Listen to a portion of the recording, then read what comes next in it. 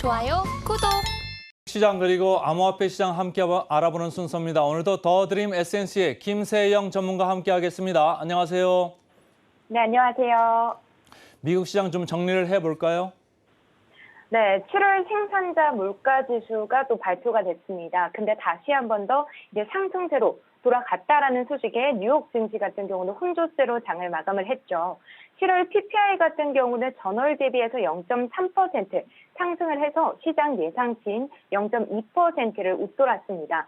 7월 소비자 물가 지수 같은 경우는 전달보다 반등을 했지만 그래도 근원 CPI가 조금 둔화했다라는 소식에 투자자들이 다시 한 번 더 안정감을 찾아가나 했지만 7월 PPI가 다시 한 번 더 반등하는 모습을 나타내주면서 시장에서는 긴장의 바람이 일고 있습니다. 지난해 6월 이후에 조금 내리막길을 걸었던 이 PPI가 다시 한 번 더 반등을 해주면서 인플레이션에 대한 우려감이 다시 커지고 있어서 아직 인플레이션이 누그러들지는 않았다라고 볼 수가 있겠죠. 또 미시건대 소비자 심리 지수가 발표가 됐습니다. 소비자 심리 지수 같은 경우는 8월 예비치가 71.1을 기록을 해서 21년 10월 이후에 또 가장 높았던 7월치 71.6보다는 하락을 했지만 그래도 견조한 양상을 계속해서 유지해서 나가는 모습을 보여줬습니다.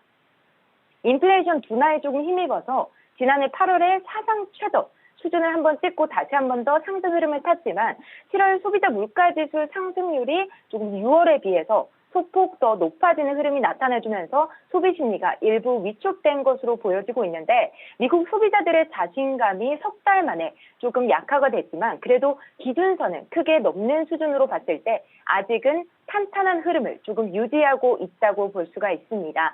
7월 PPI 같은 경우도 상승세로 조금 돌아서는 모습을 보여줬는데 공급 부족 또 수요 강세가 맞물리면서 국제 유가도 7주 연속 상승하는 모습을 나타내줬습니다. 원유 수요 같은 경우는 좀 여름 휴가철에 맞이를 해서 강한 항공 수요와 또 발전용 석유 사용이 점차 늘어나고 있는 상황이고 중국에서도 조금 산업 활동 같은 게 점차 급증하는 흐름을 나타내주고 있기 때문에 국제 유가가 지금 7주 연속 상승을 하는 흐름을 나타내줬습니다.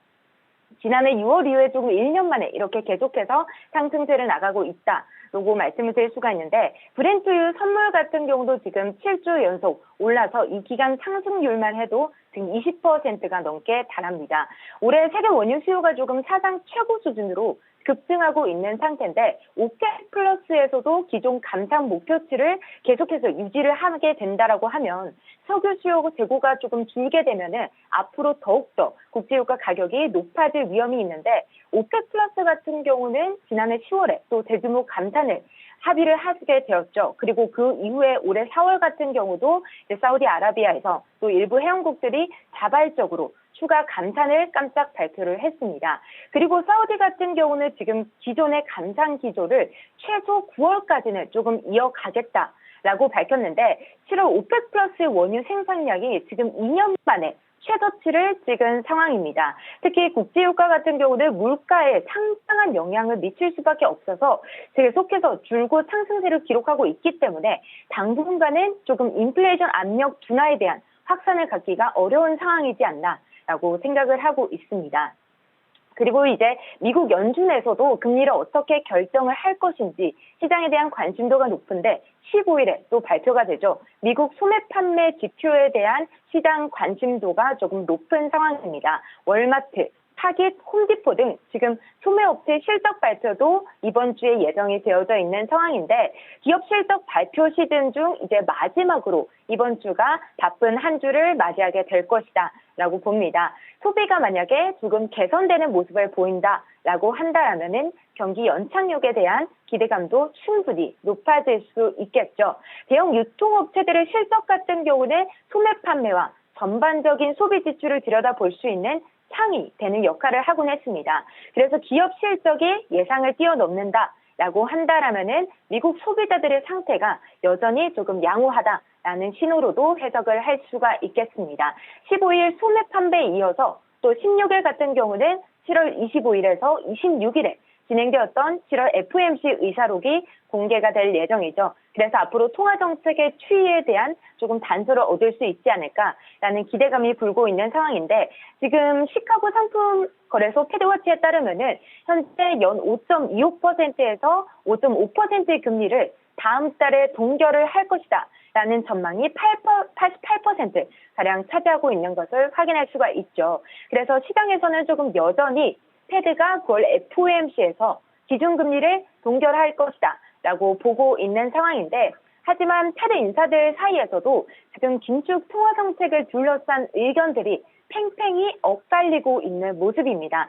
7월 CPI 둔화로 좀 어느 정도 연착륙에 대한 전망이 약간 강화가 됐지만 예상보다 조금 소폭 높게 나온 7월 PPI, 또 유가도 계속해서 오르고 있는 상황이고 국채 수익률 상승과 함께 중국 경제가 지금 계속해서 어려움을 겪고 있는 상황이기 때문에 여전히 조금 연착륙에 대한 논쟁의 결론은 아직까지는 나지 않았다라고도 볼 수가 있겠습니다.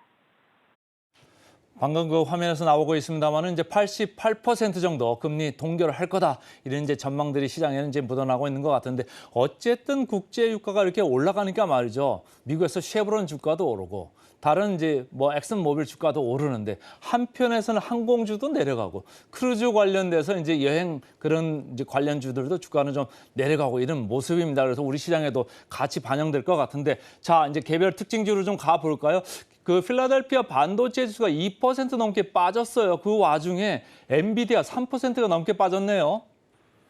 네, 지금 엔비디아 같은 경우는 3% 이상 급락을 하면서 관련주들이 조금 일제히 하락하는 모습을 보여주자 필라델피아 반도체 지수 같은 경우도 2% 이상 급락을 했습니다. 사상 최고치에 비해서 지금 엔비디아 같은 경우는 17% 넘게 폭락한 수치를 보여줬고 지난 일주일 동안에만 8% 넘게 급락을 해주면서 지난해 9월 이후 11개월 만에 최대 낙폭을 기록을 했습니다. AI 열풍을 엔비디아가 조금 주도를 해주면서 올해 들어만 200% 이상은 좀 폭등한 기록을 보여줬는데 모건 스탠리에서 엔비디아가 점차 버블이 정점을 향해 가고 있다. 버블이 아마 곧 터질 것이다. 라고 경고를 함으로써 또 미국 정부에서도 첨단 산업 대중국 투자 제한 발표가 더해지면서 엔비디아 주가가 크게 미끄러지는 모습을 확인할 수가 있습니다. 인텔을 제외하고 AMD, 또 퀄컴, 마이크론 테크놀로지, 대만의 TSMC 같은 경우도 다른 반도체 업체도 대부분 하락을 하는 모습을 나타내줬습니다.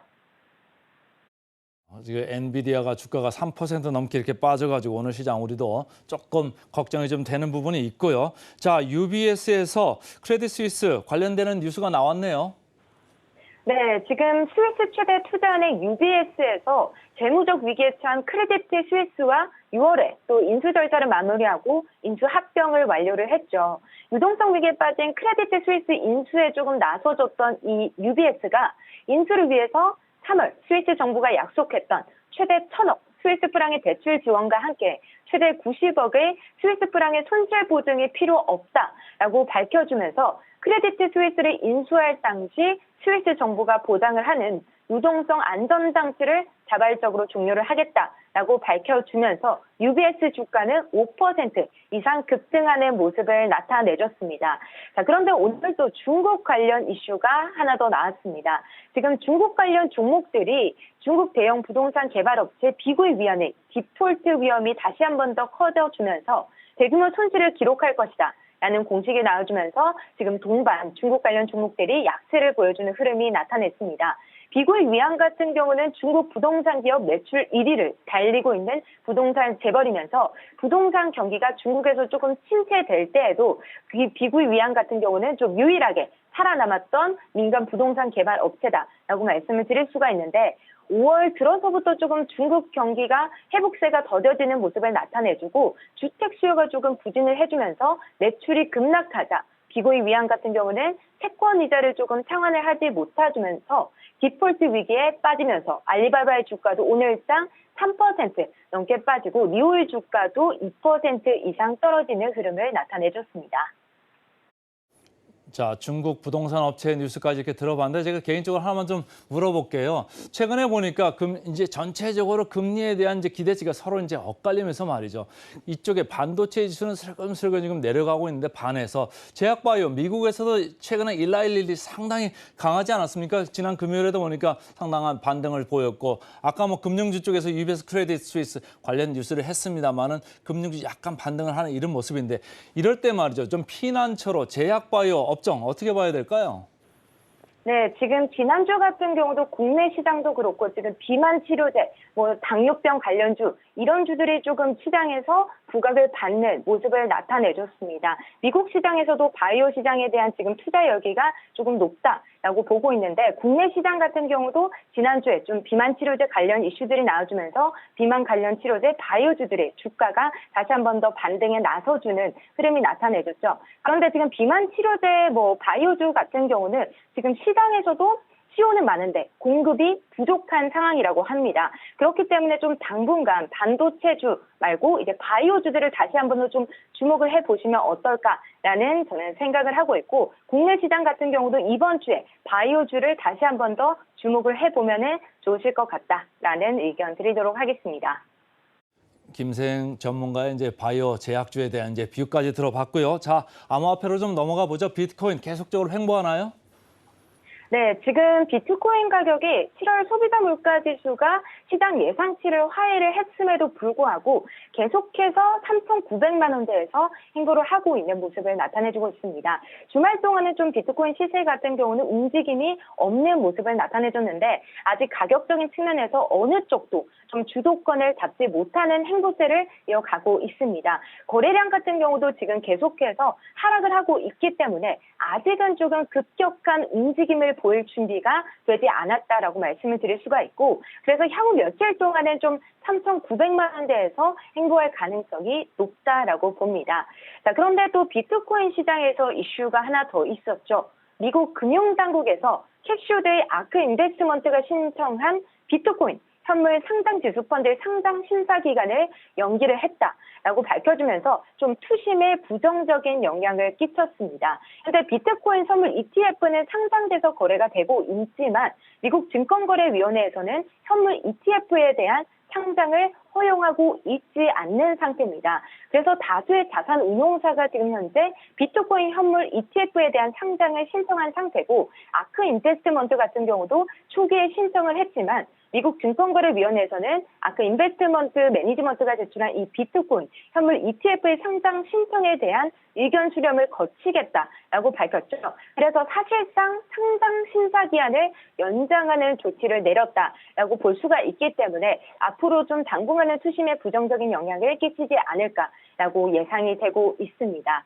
자, 그런데 또 세계 최대 암호화폐 거래소 바이낸스가 대만에서 자금 세탁 방지 규정 준수를 위한 라이선스를 신청을 했습니다. 해당 라이선스 같은 경우는 대만 당국이 가상자산 사업자를 대상으로 만든 유일한 가상자산 관련 규정인데 앞서 또 대만금융감독위원회 같은 경우는 지난 3월에 암호화폐 산업을 감독하는 주요 규제 기관으로도 지정이 되기도 했었죠. 대만금융감독위원회 같은 경우는 다음 달 말까지 또 가상자산 거래와 또 결제에 대한 가이드라인을 발표를 할 예정인데 바이낸스 같은 경우는 지난 5월에 또 바이낸스 인터내셔널 리미티드 대만 지점이라는 현지 법인을 대만 당국에 등록을 해서 앞으로 좀 상품과 서비스를 더욱더 확장해 나가겠다라고 지금 의견을 밝혔기 때문에 조금 바이낸스 같은 경우도 좀 앞으로의 발걸음이 기대가 되고 있는 상황이다라고 말씀드릴 수가 있겠습니다. 바이낸스 이야기까지 김세영 전문가 잘 들었습니다. 고맙습니다. 네, 감사합니다.